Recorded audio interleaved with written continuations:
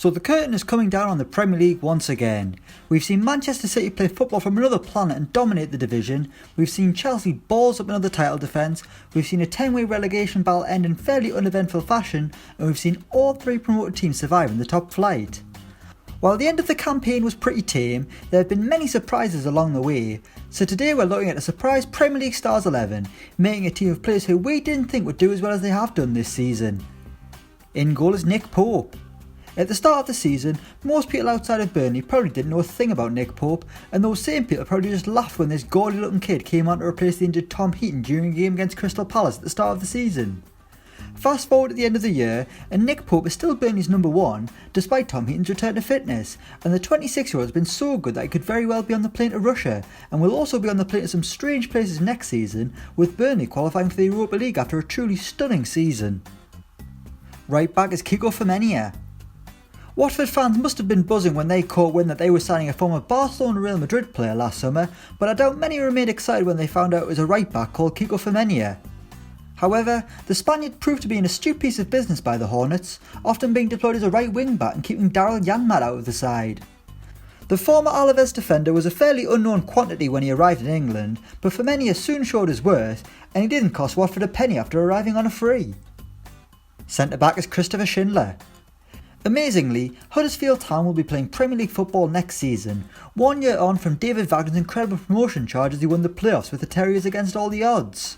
Ahead of the promotion campaign, Wagner signed German centre-half Christopher Schindler from 1860 Munich, and he was solid in the Championship, as well as scoring the winning penalty that saw them beat Reading at Wembley.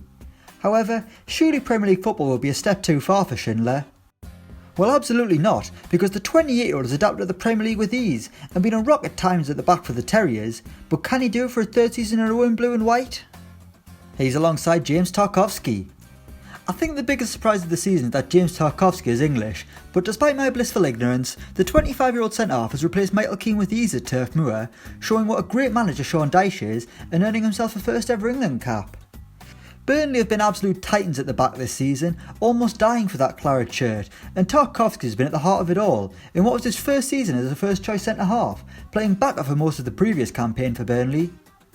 Tarkowski has been an absolute man-mountain for Burnley, and they'll be praying his form doesn't entice Everton into another £30 million bid after the last one flopped completely.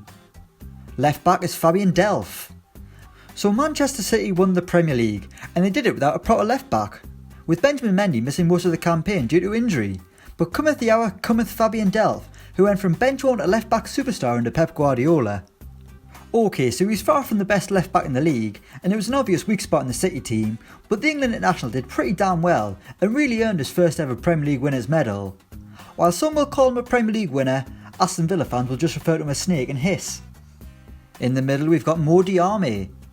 If there was an award for the biggest turnaround of the season, then surely it would have to go to Mo Salah.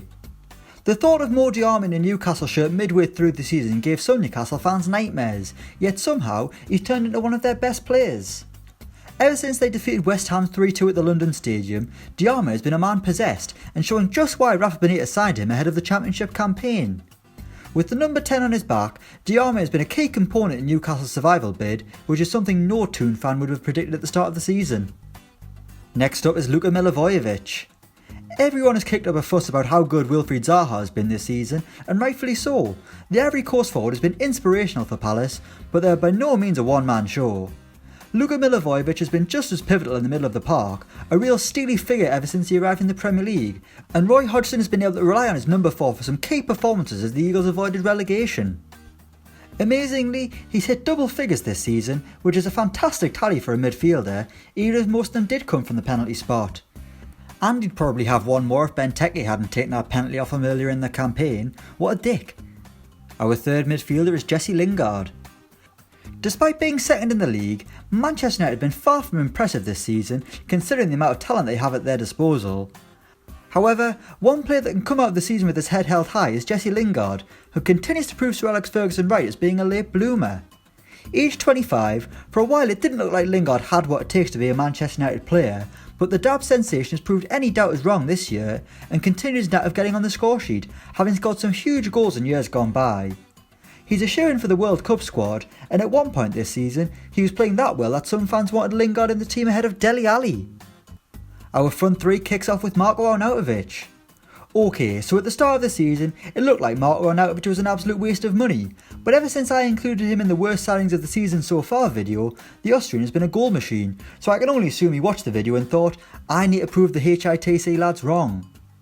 Arnautovic has been a talisman for West Ham this season during an awful year, but he can be proud of what he's done, and better players around him could see the Hammers achieve big-ish things next season. What's more impressive is that he's been out of position all season, playing as a striker rather than out wide. What a genius David Moyes is. Next up is Glenn Murray.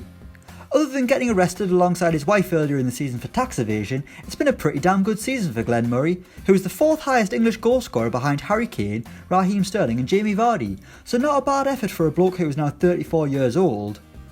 It looked like there was a severe lack of goals in the Brighton team this season, and while that has been true to a certain extent, the Seagulls fans never thought Glenn Murray would be able to lead the charge and hit double figures. He's the top goal scorer out of all 3 promoted teams, so not bad for a guy who's in his twilight years of his career. And finally we've got Mo Salah. Okay, so maybe it wasn't a surprise considering that Salah cost Liverpool nearly 40 million quid, but come on, if you thought he'd score more than 30 goals, you're only lying to yourself, and no one likes a liar. The Egyptian king proved to be the final piece of the pacey trifecta alongside Roberto Firmino and Sadio Mane, and in turn meant that the departure of Philippe Coutinho didn't sting at all. As well as all of his goals, Salah's provided Liverpool fans with some incredible songs to sing, and he could still give them the ultimate prize as they prepare to take on Real Madrid in the Champions League final. So that's our surprise Premier League Stars 11. Let us know your team in the comments below. Thanks for watching and don't forget to like, share and subscribe.